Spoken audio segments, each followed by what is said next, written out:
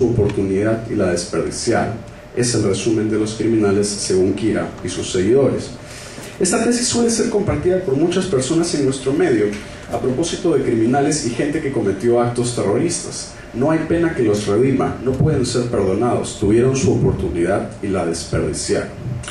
Más allá de eso, creo que a muchos nos dio pena la muerte de Yagami Light. Realmente queríamos en algún momento que ganara para ver cómo hubiese sido su mundo. Ello genera mucha curiosidad a lo largo de la serie, es decir, si vale la pena, si es mejor que lo actual.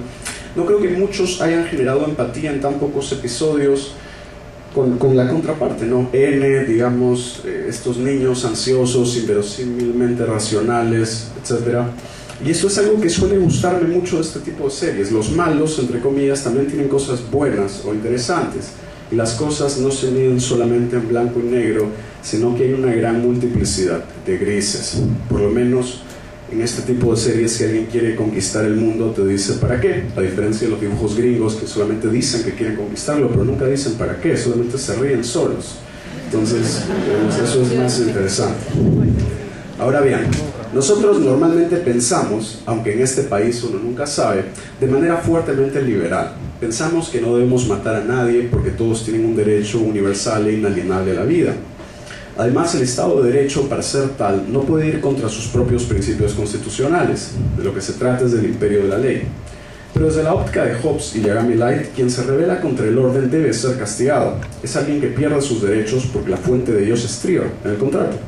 De ahí que Light tenga que luchar contra un orden establecido para imponerse, al mismo tiempo que busca juzgar a quien atente contra el suyo, aunque éste no cuente con toda la legitimidad contractual e institucional del primero. Sin embargo, hacia el final de la serie, uno siente que el mundo parece empezar a darle mucha más legitimidad a Kira en torno al ejercicio monopólico de la violencia. Entonces, hasta aquí eso. Y como tercer punto, digamos, el asunto ya más relativo a las conclusiones, ¿no? Desde este eje, y digamos que podría resumirse en la tesis siguiente: lo peor es estar totalmente convencido. El otro tema que se plantea es el de la capacidad y aptitud para gobernar. La idea de que si uno es marcadamente dotado, intelectualmente superior, entonces es el más apto para gobernar y juzgar. Esos criterios aristócratas para la legitimidad de quien juzga, gobierna o legisla no son o no deberían ser compatibles con nuestra visión democrática de estas funciones. La idea es que quien puede representar, articular, canalizar y llevar los intereses de los demás ciudadanos, de la gente, del pueblo, de lo que se quiera, es quien debe ser, se supone desde esta perspectiva de la democracia representativa moderna, el parlamentario o el gobernante. La tesis de que los problemas políticos son algo intelectual o peor aún una cuestión técnica es algo que se da mucho en nuestro país, donde se busca que lo político se reduzca a lo técnico.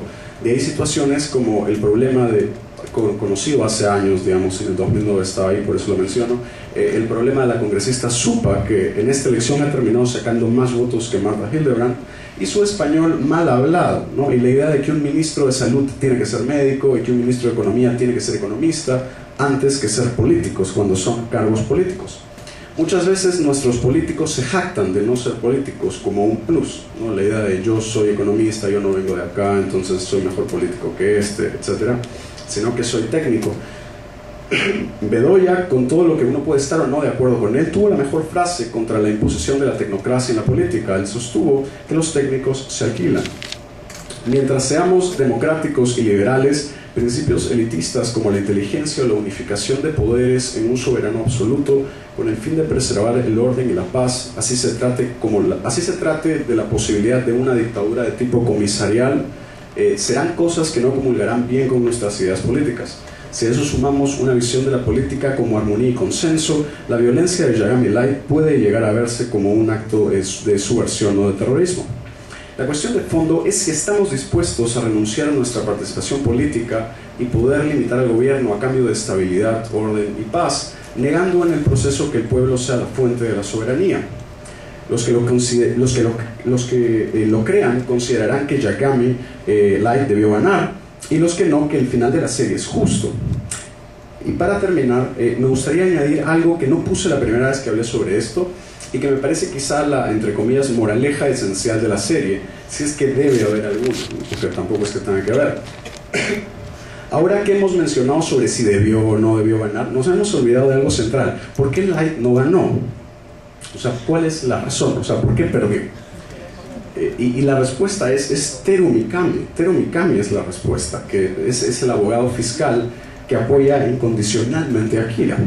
Él es el responsable, porque él es el que comete el error, si no, no hubiese perdido. Y lo que caracteriza a Teru Mikami es que tiene una fe absoluta en Kira. Realmente asume su visión como la correcta y como la justa. Mikami piensa en Kira como el dios legítimo que viene a redimir este mundo. Creo que lo más interesante es mostrar que fue la negligencia de Mikami, negligencia que no pudo ver por estar tan cegado ante la inminente victoria, la que terminó dándole elementos a N para poder descubrir a Kira y para poder atraparlo, vencerlo, etc.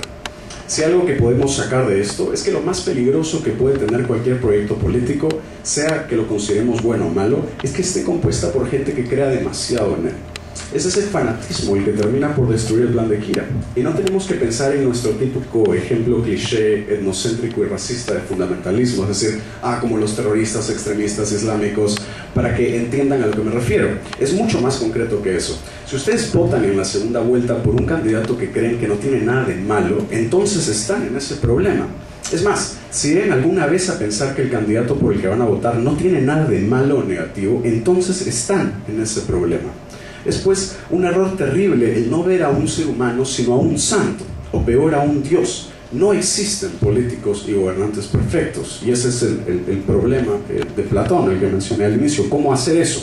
Incluso el propio Platón, mucha gente no menciona esto, siempre se habla de que Platón pensaba eso, ¿no? ¿Cómo podemos tener al gobernante perfecto? Entonces hay que hacer el filósofo rey gobernando la república. Pero lo que no mencionan luego es que Platón, después de haber tenido unos problemas que tuvo en Siracusa con Dionisio, que era un tirano, hacia el final de su vida él escribió un libro mucho más largo, o un diálogo, digamos, Las leyes, donde él en realidad puso que el papel del gobierno esté en las leyes y no en el filósofo, ya casi con un poco de nostalgia o pena, digamos, diciendo como este es casi como el premio de consuelo, como no puede haber gobernante perfecto, hay que regirnos por las leyes, digamos, ¿no? Y trató de hacer un régimen que combinara elementos democráticos y oligárquicos, pero eso no viene al caso. Lo que me interesa es que hay este problema con el gobernante sobre si puede ser un santo, un dios o una persona perfecta, pero el otro problema igual es complicado. O sea, este primer problema es creer que el político puede ser un dios o el que gobierne, pero el segundo problema también es justamente el otro extremo, que es que tampoco es saludable el otro extremo más, entre comillas, intelectualista. Es decir, como no existen santos en la política, entonces siempre voy a tener que viciar mi voto para estar con mi conciencia tranquila. O sea, que también es el otro extremo, ¿no? Si no hay nadie tan bueno, entonces nunca voto o siempre vicio. Y eso tampoco tiene mucho sentido en todos los casos, porque se exige algo que parece imposible a la política: santidad. Además del hecho de que siempre alguien tendrá que gobernar, inevitablemente. No, o sea, no todos podemos tener la posición cómoda de viciar, porque eso igual, digamos, traería el problema de que nadie gobernaría. Entonces, parece ser que esa es un poco la enseñanza, y creo que esa es la condición trágica de la democracia, por lo menos la nuestra. Tener que elegir a alguien que sabemos que no es un dios, o que no es un santo. Incluso es algo peor. Se trata de tener que elegir a alguien que en el fondo sabemos que es un ser humano igual a nosotros. Muchas gracias.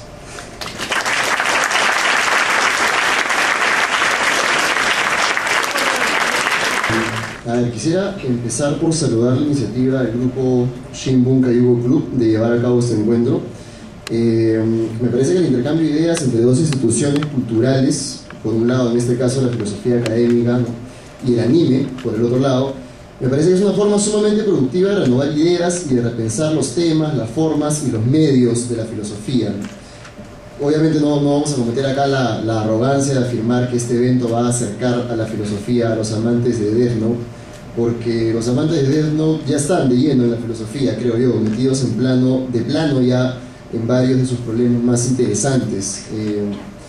La filosofía, por otro lado, nuestra actividad, ¿no?, sí puede verse sumamente enriquecida, pues creo que esta clase de oportunidades nos permiten renovar nuestro vocabulario filosófico, ampliar nuestros puntos de partida para la reflexión y retomar algo que muchas veces se pierde, la dimensión lúdica, ¿no?, del pensamiento, la dimensión más divertida de la actividad de pensar, sin dejar de plantear problemas urgentes, actuales y eternos, como son los problemas reales de la filosofía, ¿no? La pregunta sería, ¿es moralmente aceptable la pena de muerte? y podrían plantearse preguntas políticas derivadas, ¿no? ¿Puede salirse de control la pena de muerte? ¿Qué controles políticos debería tener la pena de muerte? El planteamiento de estas preguntas siempre lleva inevitablemente a la eterna pregunta, que ya es casi cliché, acerca de la relación entre medios y fines, sobre todo en el quehacer político, ¿no? Se trata de la típica pregunta que surge después de la disociación entre ética y política, la pregunta de si el fin justifica los medios. En otras palabras, ¿es moralmente aceptable la muerte o la tortura de inocentes como medio para lograr un fin? Por ejemplo, la pacificación total del mundo. Aquí podría pensarse o abrirse la pregunta acerca del Perú mismo, ¿no? Por ejemplo, en la guerra contra el terrorismo y sus víctimas. ¿Fueron los inocentes muertos durante la guerra contra el terrorismo, digamos, daño colateral? ¿Podía no ser de otra manera? ¿El fin justifica los medios? O sea, está bien que mueran 20 inocentes, 30 inocentes, 40 inocentes por el bienestar de 20 millones. ¿Cuándo? ¿Qué número es el número que empieza a ser inaceptable? En fin, esas son entradas interesantes a mi juicio, ¿ya? Pero creo que no son las más interesantes. Creo que hay una pregunta mucho más fundamental, y yo la anunciaría más o menos así, ¿no? ¿Por qué Yagami Light pasa tan rápidamente a asesinar inocentes mediante el Death Note? Es lo que me llamó la atención. Ya en el segundo o tercer capítulo ya está asesinando inocentes, ¿no? Primero asesina a esta especie de señuelo, ¿no?, que pone él, ¿no? Y luego va asesinando cada vez más inocentes, ¿no? El asesinato de inocentes que Light empieza a perpetrar es una de las cosas que más me sorprende. Light comienza a asesinar a cualquier persona que signifique una potencial amenaza a sí mismo, y comienza a perpetrar esos asesinatos muy temprano en la trama. Esto sin duda contradice completamente el deseable objetivo inicial de Light. En otras palabras, Light se convierte en aquello mismo que él buscaba erradicar. Se convierte en un criminal, en un asesino. ¿En qué momento pasó de la bondad presumible, por lo loable, ¿no?, de la iniciativa de consolidar un mundo pacífico? ¿En qué momento pasó eso al egoísmo inmoral radical que lo lleva a eliminar toda posible amenaza para sí mismo? ¿Por qué se registra este paso? Digamos, ¿cómo es posible que la más loable y laudable intención, construir un mundo perfecto, hermoso, etcétera, dé paso a una escalada de homicidio? Lo que trataré de abordar principalmente en esta exposición es ubicar las causas de esta contradicción, creo. Tratar de ubicar el impasse, ¿no? ¿Cuál es la contradicción irresuelta que constituye lo que, a mi modesto entender, es la paradoja principal del comportamiento de Yagami Light? La intención de crear un mundo utópico mediante el crimen del asesinato, ¿no? Un mundo utópico perfecto mediante el crimen del asesinato. Ahora, hay que hacer una aclaración, ¿no? No debe inferirse de lo anterior que el asesinato de criminales condenados sea algo que a mí me parezca moralmente aceptable. Eso sería avalar el asesinato, ¿no? Lo cual no es mi intención. No sería mi intención, por ejemplo, avalar eventos como los del Frontón, en fin. Lo que afirmo es lo sorprendente en la trama de Death Note, es que Light comienza a considerar indispensable el asesinato incluso de personas inocentes, con miras a su finalidad de establecer un mundo pacífico. Ahora, un buen punto de partida, creo, podría ser pensar en el autoritarismo político, en el totalitarismo político, en la lógica en general del totalitarismo político. Light mismo nos autoriza a hacer este paralelo, ¿no? Pues él afirma en varias oportunidades que su actividad con el Death Note tiene como meta instaurar un mundo nuevo, perfecto y pacífico, en el cual él sería el único rey o el único dios, ni más ni menos.